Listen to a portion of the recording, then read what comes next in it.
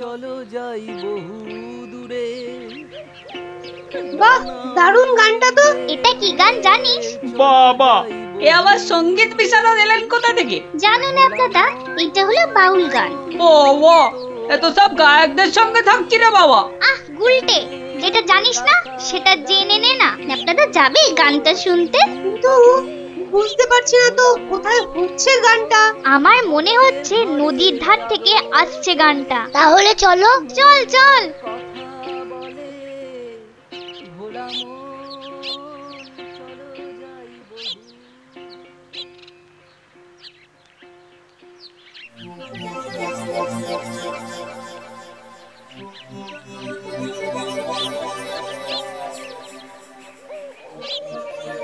দেখলি তো, গুলটেটার কয়দার জন্য গানটাই শোনা হলো না। যত দোষ নন্দ ঘোষ। গুলটে, মুখ সামলে কথা বলবি, নলে কি করবি? মারবি? আবার তোরা শুরু করলি তো। আর কোনো ঝামেলা নয়, চুপচাপ। কেন রে? কারণ গোপাল দাদু অন, ঝামেলার সব গান। ওফ, কি ইংলিশ পড়েছিস রে টাপা। কি ব্যাপার রে, সবাই কি আমার জন্যই তা তো মনে হচ্ছে না। না মানে গোপাল দাদু, আমরা এসেছিলাম এক বাউলের গান শুনতে, কিন্তু আসতে অনেক দেরি হয়ে গেল। আর সেও তো চলে গেল। তাহলে এখন কি? এ প্রশ্নের আবার কোনো মানে হয় নাকি? এখন গল্প শুনবো। হ্যাঁ হ্যাঁ গোপাল দাদু, গল্প শুনবো, গল্প শুনবো। হ্যাঁ হ্যাঁ গোপাল দাদু, গল্প শুনবো। বেশ বেশ বেশ, আজ তাহলে এক বাউল চোরের গল্প শোনায়, বুঝলি? শোন তবে। শুরু করো শুরু করো, আর তর্স হয়েছে না। একবার হয়েছে কি, মহারাজ আর তার মন্ত্রী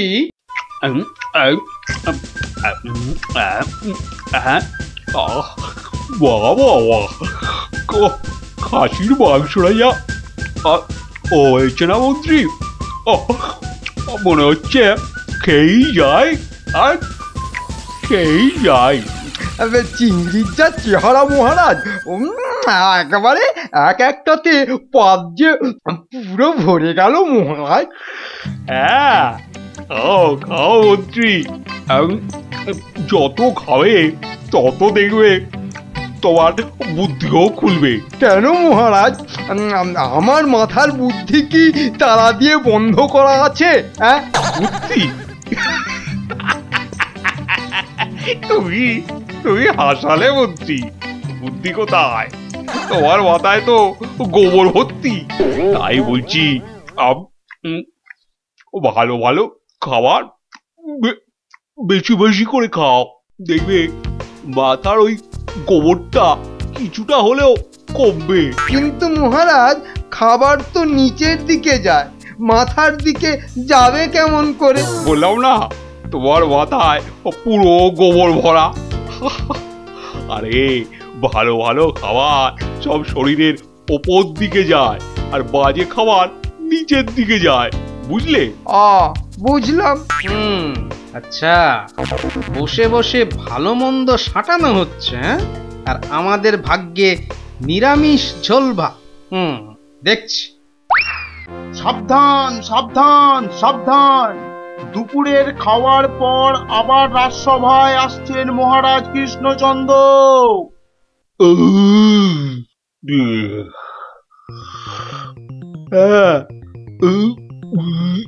হ্যাঁ, এবার রাজসভা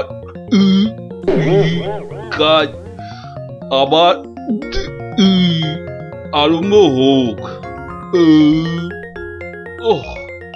যা গরম পড়েছে, আজ মনে হচ্ছে বৃষ্টি হবেই।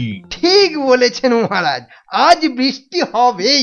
এই বসন্তকালে বৃষ্টি, এরকম তো শুনিনি মহারাজ। শোনোনি, এবার শুনলে? হ্যাঁ, সে না হয় শুনলাম, কিন্তু বৃষ্টি কিছুতেই হবে না মহারাজ। কি বলছো গোপাল, এরকম গরম আর বৃষ্টি হবে না? আর মহারাজ বলছেন বলে কথা। হ্যাঁ, বসন্তকালে আবার গরম কোথায়? তোমার কি মাথা খারাপ হয়ে গেল গোপাল? হ্যাঁ, মহারাজ বলছেন গরম লাগছে, আর তুমি বলছো গরম কোথায়? হ্যাঁ, সে তো মহারাজ দুপুরে পাঁঠার মাংসটা বেশি খেয়ে ফেলেছেন, আবার তার উপর খেয়েছেন ইয়া পেল্লাই চেহারার চিংড়ি মাছের মালাইকারি। গোপাল ঠিক দেখে ফেলেছে আমার আজকের বেশি খাওয়া। আর আপনিও কম সাটাননি। তুমি কি বলতে চাইছোটা কি?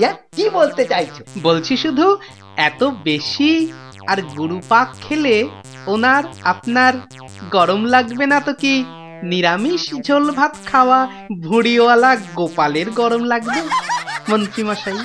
গোপাল, হচ্ছিল কথা গরম আর বৃষ্টি নিয়ে, সেখান থেকে তুমি লাভ দিলে সোজা একেবারে মহারাজ আর আমার খাওয়া। হ্যাঁ বাহ, আমি তো শুধু গরমের কারণটা আর তার ফলাফলটাই ব্যাখ্যা করছিলাম। এই রে, শাক ঢাকতে গিয়ে মাছ না বেরিয়ে পড়ে।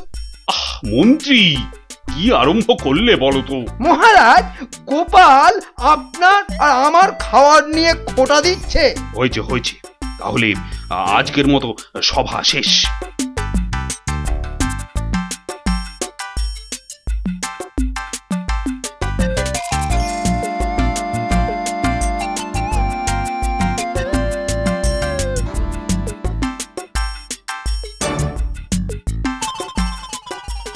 মন্ত্রী, দেখো তো সভার বাইরে কি যেন দাঁড়িয়ে রয়েছে। হাতে একটা একতারা রয়েছে, বাউল হবে হয়তো। এই ভর সন্ধেবেলা একতারা হাতে বাউল? হয়তো গান শোনাবে। ডাকো তো ওকে। এই, এদিকে এসো।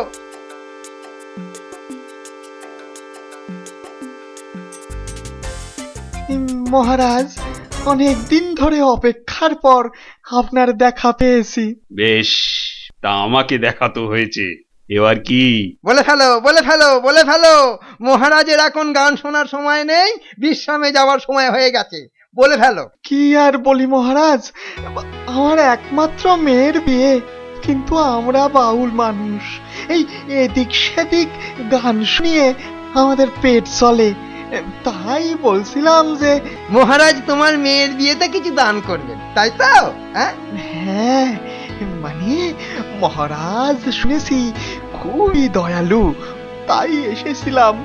যদি মহারাজের দয়াতে আমার মেয়ের বিয়েটা এ যাত্রায় উতরে যায়। ঠিক আছে, দাঁড়ান মহারাজ, দাঁড়ান। এই বাউলকে তো আপনি সাহায্য করবেন, হ্যাঁ, কিন্তু একে দিয়ে একটা কাজ করিয়ে নিলে হয় না? কি আবার কাজ? মহারাজ, আজ গোপাল সভায় যেভাবে আপনার খাওয়া নিয়ে খোঁটা দিল। একটু ভুল বললে মন্ত্রী, শুধু আমাকে দেয়নি, তোমাকেও দিয়েছে। সেই জন্যই তো বলছি মহারাজ, গোপালের ওপর শোধ তোলার এটাই মোক্ষম সময়। তোমার কথার তো হাত পা নাক মুখ চোখ কিছুই বুঝতে পারছি না। মহারাজ, এই বাউলকে দিয়ে গোপালের বাড়ি চুরি করতে পাঠান। বাউলকে দিয়ে চুরি? তাই তো বলছি মহারাজ, কেউ সন্দেহ করবে না। আর গোপালের বাড়ি চুরি হলে গোপালকে সবাই ডেকে খুব করে খোঁটা দেওয়া যাবে। মন্দ বলনি মন্ত্রী, কিন্তু আমি শুধু ভাবছি বাউলকে দিয়ে চুরি করানোটা কি উচিত হবে? মহারাজ, এটা হবে এক তীরে দুই পাখি মারা। বাউলকেও সাহায্য করা যাবে আর গোপালকেও জব্দ করা যাবে। গোপাল বেটা বড্ড বেড়েছে। ঠিক আছে, যেমন তোমার ফন্দি, গোপালকেও কিন্তু করতে হবে এবার জালেতে বন্দি। শোনো বাউল, তুমি সাহায্য পাবে, কিন্তু তোমাকে যে একটা কাজ করে দিতে হবে। কাজ? আগে মন্ত্রী মশাই, গান গাওয়া ছাড়া যে কোনো কাজই আমি পারি না। এ কাজ খুব সোজা। গোপাল বলে একটা ভুঁড়িওয়ালা আপেলের মতো গোলগাল লোকের বাড়িতে তোমাকে সিঁধ কেটে চুরি করতে হবে। চুরি? হ্যাঁ, আমি ধরা পড়ে যাব তো? যাবে, তাতে কি? আরে, তুমি মহারাজের হয়ে চুরি করতে যাচ্ছ। তোমার কোনো ভয় নেই বাউল, তোমাকে শীত কাটার সব রকম ভেষ করিয়েই দেওয়া হবে। যা আপনার আদেশ মহারাজ।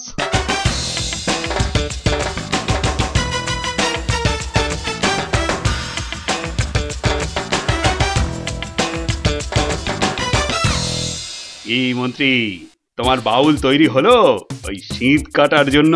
পুরোপুরি মহারাজ। দেখো, আবার গোপালের কাছে না মুখ চুন হয়। এবার পাশা পাল্টাবে মহারাজ। দেখুন না গোপালের মুখই এবার কেমন চুনকাম করি। গোপালের গোল মুখটা চুনকাম করলে কেমন লাগবে ভেবে ভেবেই হাসিতে পেটটা মনে হচ্ছে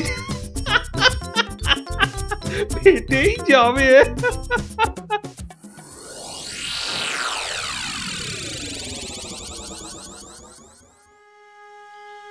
বুঝলে গিন্নি, মহারাজ আর মন্ত্রী বোধহয় আমাকে জব্দ করার জন্য কোনো ফন্দি আঁকছে। কেন? ওরা শুধু শুধু কেন তোমাকে জব্দ করতে যাবে? তুমি তো আর মন্ত্রীটাকে চেনো না, পাক্কা একটা ষড়যন্ত্রী। এই এই শুয়ে পড়ো তো, আমার ঘুমের চোখ বন্ধ হয়ে আসছে। শুয়ে পড়ো শুয়ে পড়ো।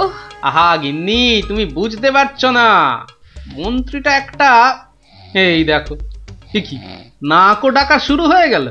কিন্তু মহারাজ যেন কদিন ধরে ঠিকভাবে কথা বলছেন না আমার সঙ্গে, কেমন যেন এড়িয়ে এড়িয়ে চলছেন। আর মন্ত্রীর কদিন ধরে সভায় পাত্তাই বা নেই কেন? আমার মনে হচ্ছে কিছু একটা ঘটবে আমার বাড়িতে। কেমন যেন মনে হচ্ছে। ঘুম আসছে না, যাই একটু জল খাই।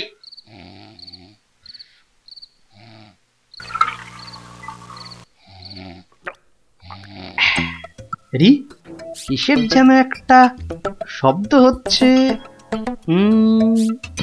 কে যেন মাটি কাটছে। হ্যাঁ ঠিক তাই, ঠিক শুনেছি, এ তো শীত কাটছে। দাঁড়া বেটা চোর, তোকে এবার দেখাচ্ছি মজা। মনে হচ্ছে প্রায় চলে এসেছি। আর একটু কাটতে পারলেই হলো। তারপর গোপালের বাড়ি চুরি, আর চুরির জিনিস নিয়ে সোজা মন্ত্রীর কাছে। ব্যাস, তারপরে মেয়ের বিয়ের টাকা আমার হাতে।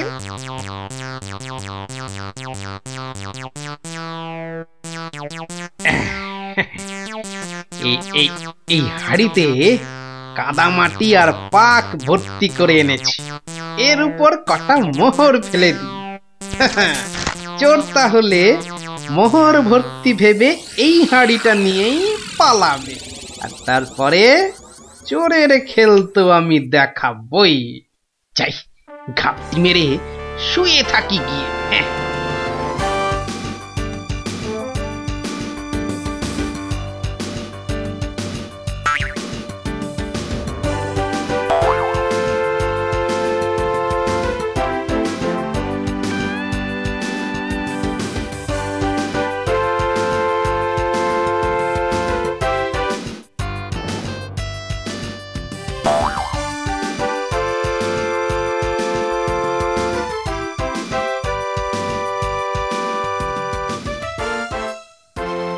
গুলতিটা কোথায় দেখি।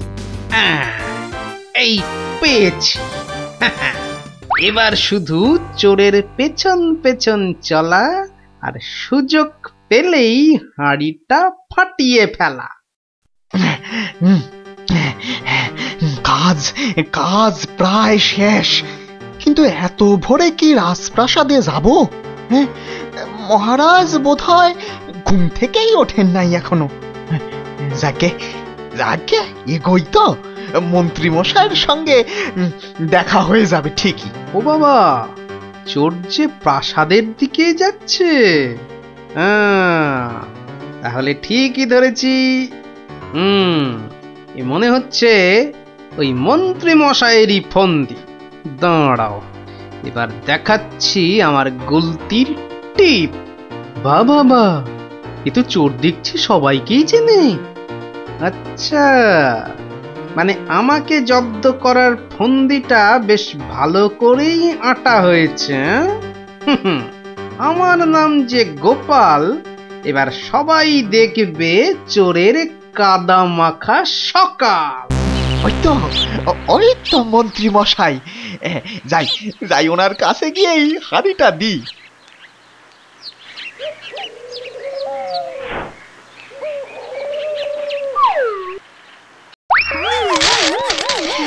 এ বাবা গো, এ মা গো, এই গো, এই কাদার পাকে একেবারে লেপটে গেলাম গো। এবার কেমন চোর বাবাজি? কি এই অবস্থা তোমার কে করলো বাউল? কে আবার করবে, এই গোপাল ছাড়া। গোপাল?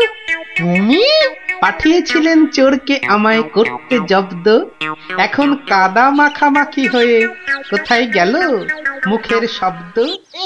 বাবারে, উড়িয়া বাবা, কি গন্ধ! এ বাবা, এবার আমায় গঙ্গা স্নান করতে হবে। কি হয়েছে?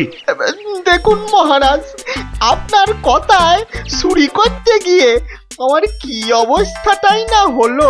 এ সব মন্ত্রী তোমার ওই গোবর মাথার বুদ্ধি। ছি ছি ছি ছি ছি ছি, বাউলের কি দশাটা হলো বলো দেখি। সব ওই গোপালের কাণ্ড মহারাজ। তুমি আর নাক নেড়ো না তো মন্ত্রী, এক্ষুনি যাও বাউলকে পরিষ্কার করে চান করিয়ে ওর মেয়ের বিয়ের জন্য যা অর্থ লাগে দিয়ে দাও, দিয়ে দাও। আর আমি মহারাজ? তুমি আবার কি? বাহ, চোর ধরলাম, আপনার মন্ত্রীর মাথায় যে গোবর ভর্তি সেটা দেখিয়ে দিলাম। আর হয়েছে হয়েছে, তোমারও কিছু পুরস্কার চাই, এই তো? হ্যাঁ মানে মহারাজ, এই চোর ধরার জন্য কাল সারা রাত ঘুমোইনি মহারাজ। বেশ, আজ তাহলে তোমার ছুটি। সারাদিন ধরে বাড়িতে গিন্নির সঙ্গে কাটাবে, খাবে আর ঘুমোবে। আর ভালো করে খাওয়া দাওয়ার জন্য আজ তোমার প্রাপ্তি একটা গোটা খাসি আর বেশ কয়েকটা পেল্লাই আকারের চিংড়ি মাছ। মহারাজ খুব দয়ালু। দেখো, সব খেয়ে আবার গরম লাগছে বলে লাফালাফি করো না আমার মতনে।